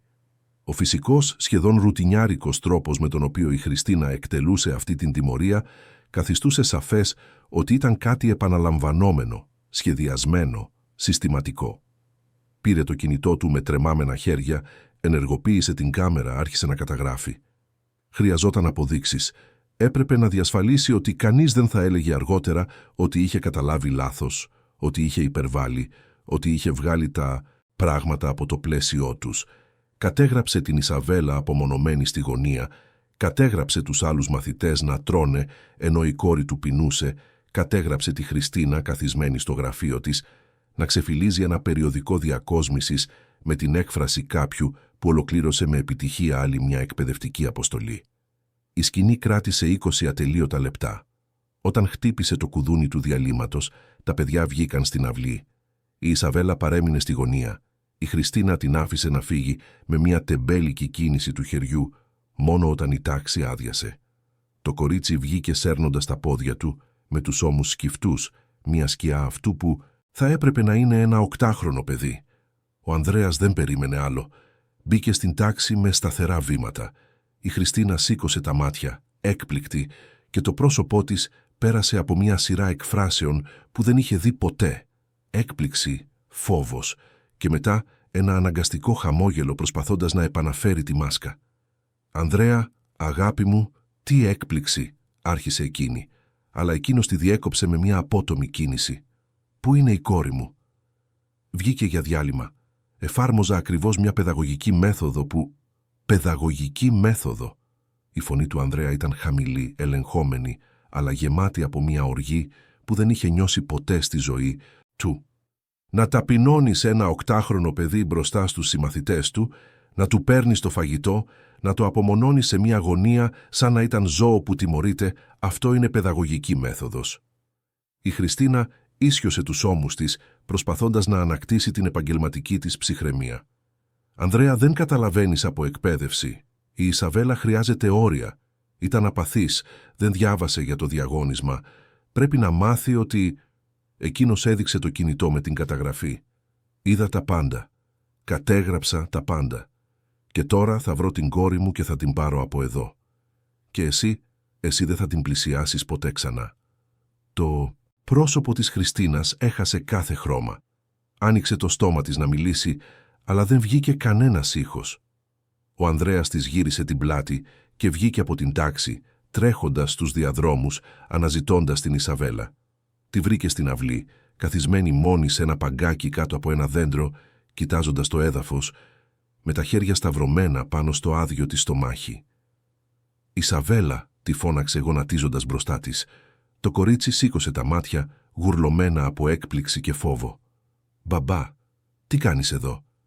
«Ήρθα να σε πάρω. Πάμε να φύγουμε». «Αλλά το μάθημα δεν έχει τελειώσει ακόμα. Η δασκάλα Χριστίνα θα θυμώσει αν...» «Δεν θα θυμώσει καθόλου», τη διέκοψε εκείνος, παίρνοντάς την στην αγκαλιά του όπως δεν είχε κάνει εδώ και χρόνια. «Δεν θα ξαναγυρίσει στην τάξη της. Ποτέ ξανά». Η Ισαβέλα δεν κατάλαβε πλήρως τι συνέβαινε, αλλά ένιωσε κάτι διαφορετικό στην αγκαλιά του πατέρα της. Κάτι που είχε πολύ καιρό να νιώσει. Προστασία, ασφάλεια, πραγματική παρουσία. Ο Ανδρέας κουβάλισε την κόρη του στην αγκαλιά, βγήκε από το σχολείο αγνοώντας τα περίεργα βλέμματα υπαλλήλων και μαθητών. Η Χριστίνα προσπάθησε να τους ακολουθήσει, τον φώναξε με το όνομά του, αλλά εκείνος δεν σταμάτησε, δεν κοίταξε πίσω. Έβαλε την Ισαβέλα στο πίσω κάθισμα του αυτοκινήτου, έδεσε τη ζώνη ασφαλείας με προσοχή, της φίλησε το μέτωπο και είπε «Συγγνώμη, κόρη μου, τόσο πολύ συγγνώμη». Πήγαν κατευθείαν στο νοσοκομείο. Ο Ανδρέας τηλεφώνησε στον ιδιωτικό παιδίατρο της οικογένειας και απέτησε να είναι διαθέσιμος αμέσως. Ενώ περίμεναν στην αίθουσα αναμονής, κρατούσε το χέρι της κόρης του, κοιτούσε εκείνο το χλωμό προσωπάκι, εκείνα τα βαθουλωμένα μάτια, εκείνο το σώμα που ήταν υπερβολικά εύθραυστο για την ηλικία του και ένιωσε μια ενοχή τόσο βαθιά που μετά βίας μπορούσε να αναπνεύσει. Πώς ήταν τόσο τυφλός, πώς είχε αναθέσει την αγάπη, την προστασία, τη φροντίδα της ίδιας του της κόρης σε κάποιον που εμπιστεύτηκε χωρίς αμφισβήτηση. Πώς είχε αγνοήσει τα σημάδια, τις προσπάθειες της κυρίας Κατερίνας να τον προειδοποιήσει, τα εμφανή σωματικά συμπτώματα, την αλλαγμένη συμπεριφορά της Ισαβέλας. Ο παιδίατρος εξέτασε το κορίτσι για σχεδόν 2 ώρες. Ζήτησε εξετάσεις αίματος, ακτινογραφίες, υπερήχους. Τα αποτελέσματα άρχισαν να φτάνουν κατά τη διάρκεια του απογεύματος και το καθένα ήταν μια μαχαιριά στο στήθος του Ανδρέα. Μέτριος υποσιτισμός. Ελκώδης γαστρίτιδα προκληθήσα από χρόνιο στρες. Ανεμία. Διαταραχές ύπνου. Σημάδια έντονης ψυχολογικής ταλαιπωρίας. Ο γιατρός, ένας κύριος 50 ετών με 3 δεκαετίες εμπειρίας, έκλεισε τον φάκελο με τα αποτελέσματα και κοίταξε τον Ανδρέα με σοβαρότητα. «Κύριε Παπαδάκη, αυτά τα συμπτώματα δεν εμφανίζονται από τη μια μέρα στην άλλη. Η Ισαβέλα το περνάει αυτό εδώ και μήνες. Πρέπει να ρωτήσω, τι συμβαίνει στο σπίτι?» Ο Ανδρέας τα είπε όλα. Η δασκάλα που έγινε μητριά, οι αυστηροί κανόνες, ο έλεγχος και τέλος αυτό που είχε δει εκείνο το απόγευμα στο σχολείο. Ο γιατρός άκουσε σιωπηλά και μετά είπε, χωρίς περιστροφές, «Αυτό που περιγράφεται δεν είναι εκπαίδευση. Είναι συναισθηματική κακοποίηση και οι επιπτώσεις στο σώμα της Ισαβέλας το αποδεικνύουν. Χρειάζεται επίγουσα ιατρική θεραπεία, εξειδικευμένη ψυχολογική παρακολούθηση και κυρίως πρέπει να απομακρυνθεί αμέσως από το άτομο που προκαλεί αυτή την ταλαιπωρία». Οι λέξεις έπεσαν πάνω στον Ανδρέα σαν πέτρες. Κακοποίηση. Είχε επιτρέψει στην κόρη του να κακοποιηθεί μέσα στο ίδιο της το σπίτι, μέσα στο σχολείο, από κάποιον που ο ίδιος είχε τοποθετήσει σε αυτή τη θέση εξουσίας. Η ευθύνη ήταν δική του, η ενοχή ήταν δική του. Η ταλαιπωρία της Ισαβέλας ήταν άμεση συνέπεια των επιλογών του, της απουσίας του, της βολικής του τύφλωσης. Εκείνο το βράδυ, ο Ανδρέας δεν επέστρεψε στην έπαυλη. Πήγε την Ισαβέλα σε ένα ξενοδοχείο, ζήτησε από την κυρία Κατερίνα να φέρει ρούχα και προσωπικά αντικείμενα του κοριτσιού. Η οικονόμος έφτασε κουβαλώντας βαλίτσες, με δάκρυα να κυλούν στο πρόσωπο της. Όταν είδε τον Ανδρέα να κρατά την Ισαβέλα στην αγκαλιά του, προστατεύοντάς την επιτέλους, ξέσπασε σε κλάματα. Το αφεντικό την αγκάλιασε, ζήτησε συγγνώμη που δεν άκουσε τις προειδοποιήσεις της και την ευχαρίστησε που δεν εγκατέλειψε ποτέ τη φροντίδα του κοριτσιού.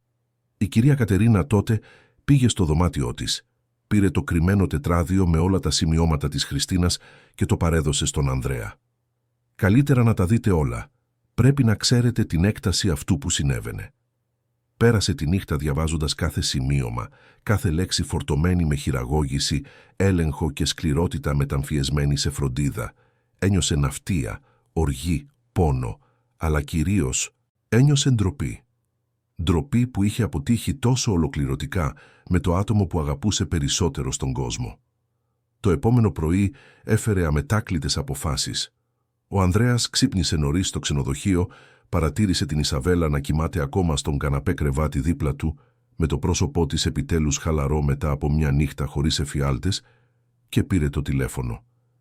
Η πρώτη του κλήση ήταν στον καλύτερο οικογενειακό δικηγόρο της Αθήνας, η δεύτερη στην εισαγγελία, η τρίτη στη διευθύντρια του κολεγίου της Αγίας Κεκυλίας. Κάθε συζήτηση ήταν σταθερή, αντικειμενική, φορτωμένη με μια αποφασιστικότητα που δεν είχε νιώσει ποτέ ούτε στις πιο δύσκολες επιχειρηματικές διαπραγματεύσεις.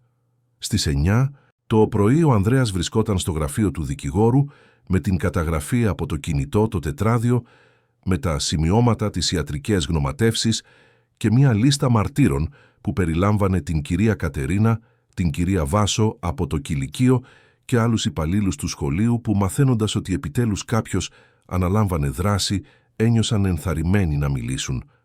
Ο δικηγόρος, ένας έμπειρος άνδρας 60 ετών που τα είχε δει όλα, χλώμιασε καθώς εξέταζε το υλικό.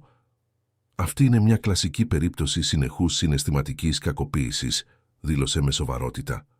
Και το γεγονός ότι συνέβαινε τόσο στο σχολείο όσο και στο σπίτι, με άφθονη τεκμηρίωση, καθιστά την κατάσταση νομικά πολύ σαφή. Θα ζητήσουμε άμεσα ασφαλιστικά μέτρα, θα καταθέσουμε αγωγή για ηθική βλάβη, θα απαιτήσουμε την οριστική απομάκρυνσή της από κάθε επαφή με το παιδί. Επίσης, θα ειδοποιήσουμε το Υπουργείο Παιδείας, ώστε να λογοδοτήσει ηθικά για τη συμπεριφορά της. Ο Ανδρέας έγνεψε, υπογράφοντας κάθε απαραίτητο έγγραφο. Για πρώτη φορά εδώ και μήνες ένιωθε ότι έκανε κάτι συγκεκριμένο για να προστατεύσει την κόρη του. Δεν ήταν πλέον μόνο για χρήματα ή πόρους. Ήταν για το να είναι παρόν, για το να παίρνει δύσκολες αποφάσεις, για το να αντιμετωπίζει τις συνέπειες της δικής του τύφλωσης. Το ίδιο πρωί, δικαστικοί επιμελητές χτύπησαν την πόρτα της έπαυλης στο ψυχικό. Η Χριστίνα έλαβε την ειδοποίηση των ασφαλιστικών μέτρων με τρεμάμενα χέρια, διάβασε ότι της απαγορευόταν να πλησιάσει την Ισαβέλα σε απόσταση μικρότερη των 200 μέτρων, ότι δεν μπορούσε να παρευρίσκεται στο κολέγιο της Αγίας Κεκυλίας και ότι θα αντιμετώπιζε δικαστική διαδικασία για ηθική βλάβη και ψυχολογική κακοποίηση. Μαζί με την ειδοποίηση ήρθε η κλήση για κατάθεση στην εισαγγελία και η αγωγή για διαζύγιο κατά αντιδικία με αίτημα αποζημίωσης. Η μάσκα έπεσε επιτέλους. Η Χριστίνα προσπάθησε να τηλεφωνήσει στον Ανδρέα δεκάδες φορές. Έστειλε απελπισμένα μηνύματα, πότε δικαιολογούμενη, πότε απειλώντας, πότε παρακαλώντας. Εκείνος μπλόκαρε όλες τις επαφές. Δεν υπήρχε τίποτα άλλο να υποθεί. Η γυναίκα που νόμιζε ότι γνώριζε δεν είχε υπάρξει ποτέ.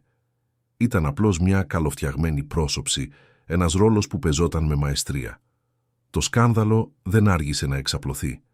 Μερικοί γονείς μαθητών του κολεγίου της Αγίας Κεκυλίας, που από καιρό υποψιάζονταν κάτι αλλά φοβόντουσαν να μιλήσουν, άρχισαν να εμφανίζονται με παρόμοιες αφηγήσεις. Μια μητέρα είπε ότι ο γιος της, συμμαθητής της Ισαβέλας, ερχόταν σπίτι λέγοντας ότι η δασκάλα Χριστίνα ήταν πολύ αυστηρή με τη θετή της κόρη, ότι την άφηνε χωρίς κολατσιό, ότι της φώναζε ιδιαιτέρως. Ένας άλλος πατέρας αποκάλυψε ότι η κόρη του είχε δει την Ισαβέλα να κλαίει στο μπάνιο, αλλά η δασκάλα της είχε απαγορεύσει να το πει σε οποιονδήποτε ενήλικα. Οι υπάλληλοι του σχολείου, προστατευμένοι από τη νομική κινητοποίηση, ένιωσαν επιτέλους ασφαλείς να καταθέσουν. Η κυρία Βάσο ανέφερε πώς είχε δει την Ισαβέλα να πεινάει επανειλημμένα. Ο γυμναστής περιέγραψε πώς το κορίτσι λιποθύμησε κατά τη διάρκεια ενός μαθήματος και η Χριστίνα υποβάθμισε το περιστατικό λέγοντας ότι ήταν καπρίτσια. Η βιβλιοθηκάριος είπε ότι έβρισκε την Ισαβέλα κρυμμένη ανάμεσα στα ράφια, να κλαίει σιωπηλά τρομοκρατημένη να επιστρέψει στην τάξη. Η διεύθυνση του κολεγίου, πιεζόμενη από τις αποδείξεις και τη δημοσιότητα, ξεκίνησε εσωτερική έρευνα. Ανακαλύφθηκε ότι άλλες καταγγελίες για τις μεθόδους της Χριστίνας είχαν αρχιοθετηθεί κατά τη διάρκεια των ετών, αγνοημένες λόγω της επιρροής και των σχέσεων της εντός του Ιδρύματος. Η διευθύντρια, που πάντα υποστήριζε τη Χριστίνα ανεπιφύλακτα, απομακρύνθηκε. Το Διοικητικό Συμβούλιο εξέδωσε δημόσια ανακοίνωση ζητώντας συγγνώμη από τις οικογένειες και υποσχόμενο πλήρη αναθεώρηση των πρωτοκόλων προστασίας των μαθητών. Η ιστορία έφτασε στις σελίδες των τοπικών εφημερίδων. Δασκάλα κατηγορείται για συναισθηματική κακοποίηση της θετής της κόρης μέσα σε ελίτ κολέγιο της Αθήνας. Η απήχηση ήταν τεράστια στα κοινωνικά δίκτυα. Γονείς από όλη τη χώρα άρχισαν να μοιράζονται παρόμοιες ιστορίες, να αμφισβητούν τα όρια μεταξύ αυστηρής εκπαίδευσης και ψυχολογικής κακοποίησης, να απαιτούν από τα σχολεία να εφαρμόσουν πιο αποτελεσματικούς μηχανισμούς προστασίας. Η Χριστίνα προσπάθησε να υπερασπιστεί τον εαυτό της δημόσια. Έδωσε συνέντευξη σε ένα blog δηλώνοντας ότι αδικούταν, ότι ήταν μια αφοσιωμένη παιδαγωγός, θύμα ενός εκδικητικού πρώην συζύγου. Αλλά οι αποδείξεις ήταν αδιαμφισβήτητες. Η καταγραφή, τα χειρόγραφα σημειώματα, οι ιατρικές γνωματεύσεις, οι μαρτυρίες πολλών ανθρώπων. Η υπεράσπιση της κατέρευσε γρήγορα. Το Υπουργείο Παιδείας ανέστειλε την άδεια άσκησης επαγγέλματός της. Τα σχολεία όπου είχε διδάξει στο παρελθόν ξεκίνησαν εσωτερικές έρευνες. Το όνομά της, που παλαιότερα συνδεόταν με την παιδαγωγική αριστεία, έγινε συνώνυμο της κακοποίησης μεταμφιεσμένης σε φροντίδα. Η διαδικασία του διαζυγίου ήταν γρήγορη και μονομερής.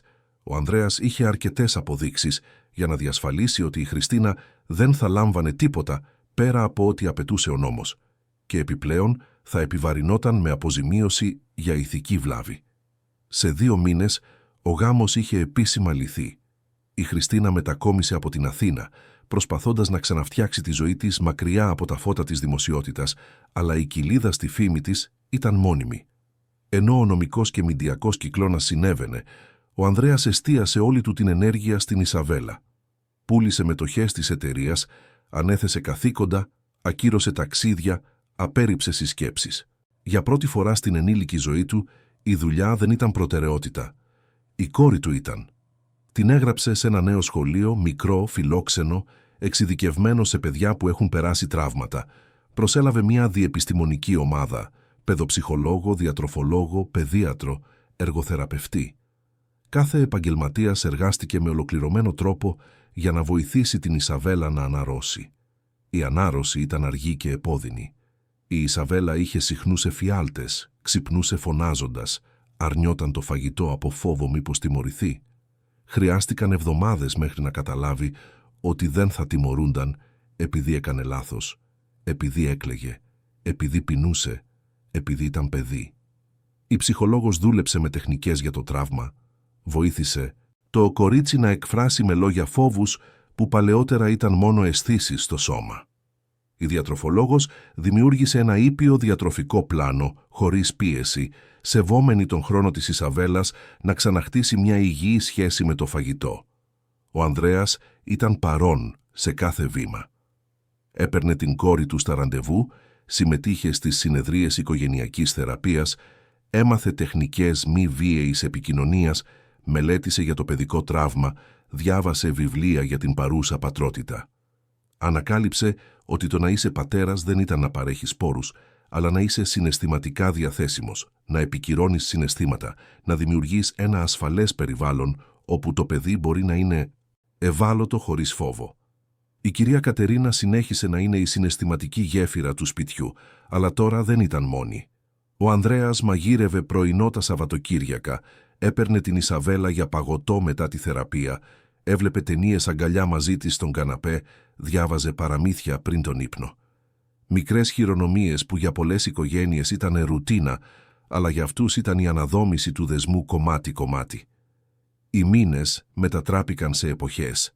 Ο παγωμένος χειμώνας του Αυγούστου έδωσε τη θέση του στην ανθισμένη άνοιξη του Σεπτεμβρίου. Η Ισαβέλα άρχισε να χαμογελά ξανά. Όχι εκείνο το αναγκαστικό και σβησμένο χαμόγελο του παρελθόντος, αλλά ένα γνήσιο χαμόγελο που έφτανε στα μάτια. Άρχισε να ζωγραφίζει ξανά, πρώτα δειλά, μετά με περισσότερη αυτοπεποίθηση. Οι ζωγραφιές της άλλαξαν. Παλαιότερα ήταν πάντα άδεια τοπία ή το πρόσωπο της μητέρας της. Τώρα περιλάμβαναν τον εαυτό της, τον πατέρα της, την κυρία Κατερίνα, τους νέους φίλους από το σχολείο. Τον σκύλο που υιοθέτησε ο Ανδρέας για να της κάνει παρέα. Η γαστρίτιδα αντιμετωπίστηκε με φαρμακευτική αγωγή και κατάλληλη διατροφή. Το βάρος επέστρεψε σταδιακά, με προσεκτική παρακολούθηση από τη διατροφολόγο. Οι νύχτες ύπνου βελτιώθηκαν καθώς η αίσθηση ασφάλειας εδραιωνόταν. Η Ισαβέλα είχε ακόμα κακές μέρες, στιγμές που η μνήμη του τραύματος επέστρεφε, αλλά τώρα είχε ενήλικες παρόντες για να την αγκαλιάσουν, να της θυμίσουν ότι ήταν ασφαλής, ότι κανείς άλλος δεν θα την πλήγωνε. Στο νέο σχολείο άνθησε. Οι δάσκαλοι ήταν εκπαιδευμένοι στην τραυματοενημερωμένη εκπαίδευση. Ήξεραν να αναγνωρίζουν σημάδια ταλαιπωρίας, δούλευαν με υπομονή και ευγένεια.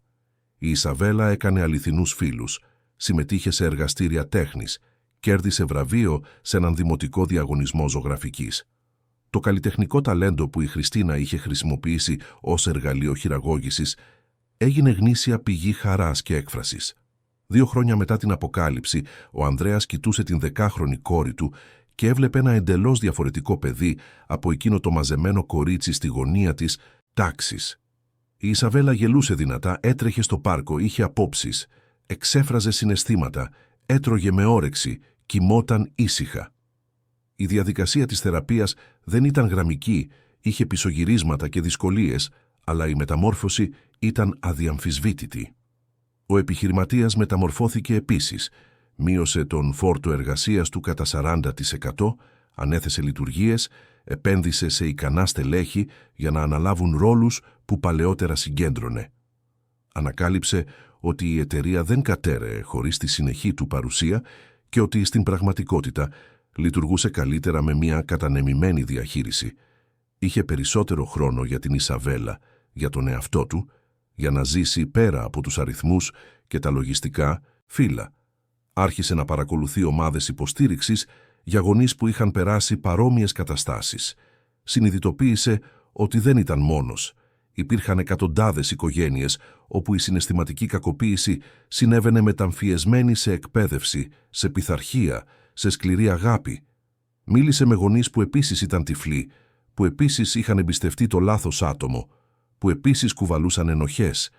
Αυτές οι συναντήσεις τον βοήθησαν να επεξεργαστεί το δικό του ταξίδι, να συγχωρήσει τον εαυτό του, να μετατρέψει τον πόνο σε μάθηση.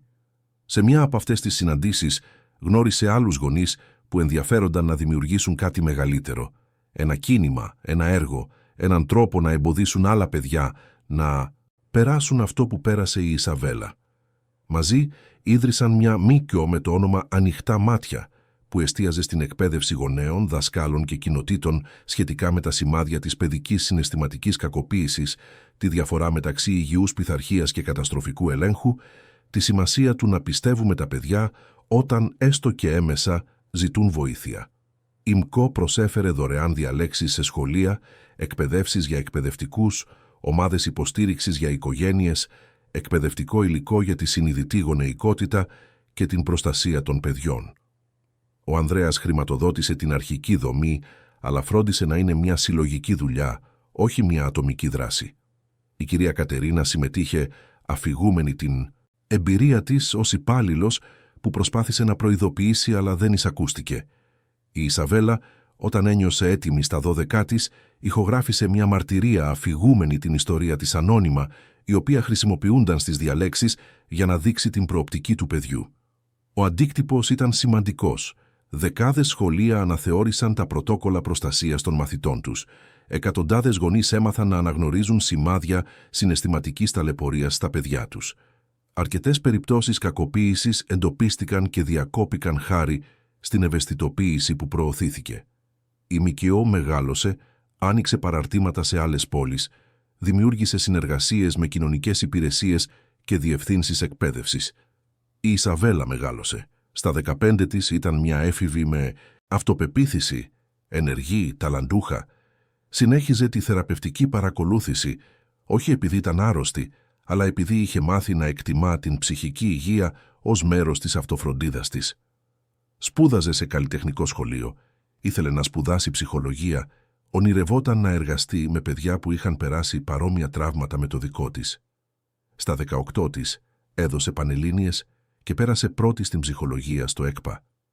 Στη γιορτή για την επιτυχία της, λιτή αλλά γεμάτη στοργή στην έπαυλη του ψυχικού που τώρα ήταν ένα αληθινό σπίτι, η Ισαβέλα έβγαλε έναν λόγο που άφησε όλους τους παρευρισκόμενους με δάκρυα στα μάτια. «Δεν με καθορίζει αυτό που μου συνέβη όταν ήμουν 8 ετών. Με καθορίζει ο τρόπος που το ξεπέρασα, οι άνθρωποι που με στήριξαν, ο πατέρας μου που ξύπνησε εγκαίρος για να με σώσει, η κυρία Κατερίνα που δεν με εγκατέλειψε ποτέ, οι επαγγελματίες που με βοήθησαν να ξαναχτιστώ. Σήμερα ξέρω ότι μπορώ να χρησιμοποιήσω αυτή την εμπειρία για να βοηθήσω άλλα παιδιά να βρουν τη φωνή τους, να τα πιστέψουν, να νιώσουν ασφαλή.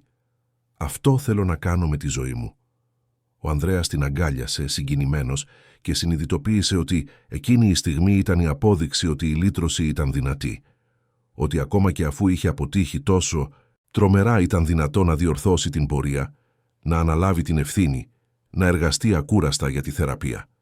Δεν έσβηνε το παρελθόν, δεν αναιρούσε τον πόνο που είχε νιώσει η Ισαβέλα, αλλά μετέτρεπε την ταλαιπωρία σε σκοπό.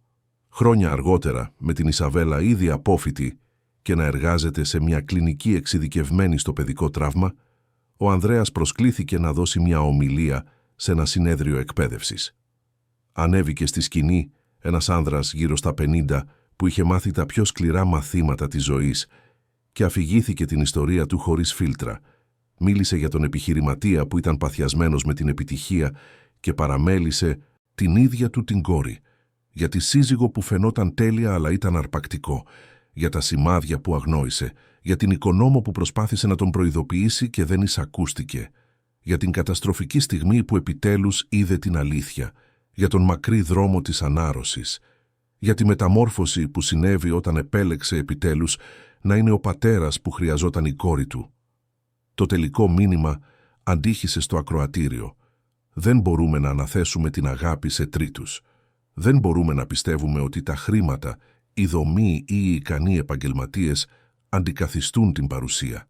Τα παιδιά χρειάζονται ενήλικες που είναι προσεκτικοί, διαθέσιμοι, πρόθυμοι να ακούσουν ακόμα και όταν είναι άβολο.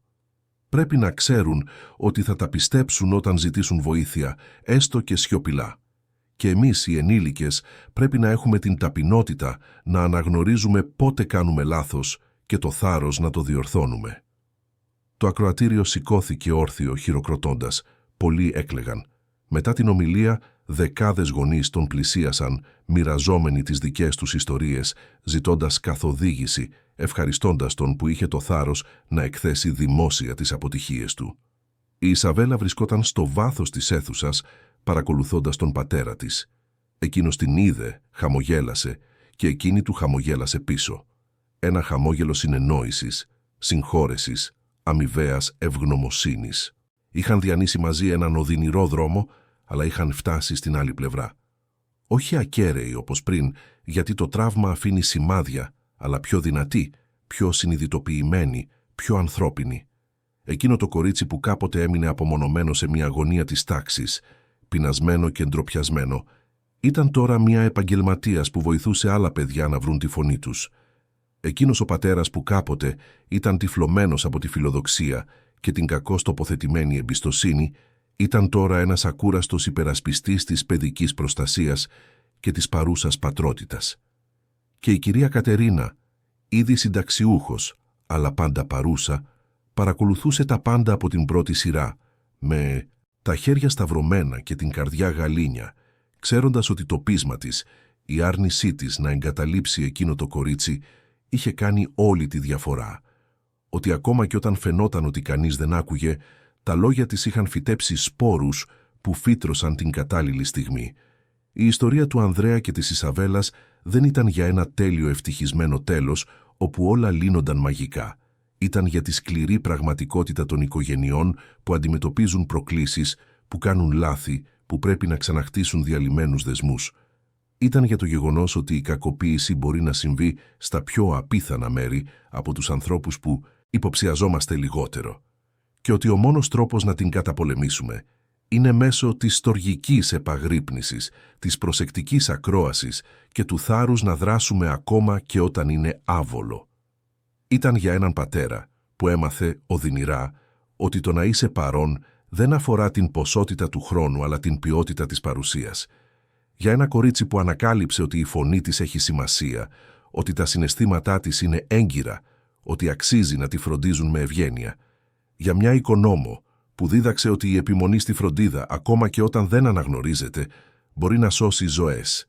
Και για μια κοινωνία που πρέπει επιγόντως να σταματήσει να συγχέει τον έλεγχο με την αγάπη, την αυστηρότητα με την εκπαίδευση, την κακοποίηση με την πειθαρχία. Χρόνια πέρασαν από εκείνο το απόγευμα του Αυγούστου, όταν ένας πατέρας μπήκε λίγα λεπτά νωρίτερα σε μια σχολική αίθουσα και είδε τι συνέβαινε στην κόρη του. Αλλά εκείνη η στιγμή άλλαξε πορείες, έσωσε μια ζωή, αφύπνισε συνειδήσεις, δημιούργησε κινήματα.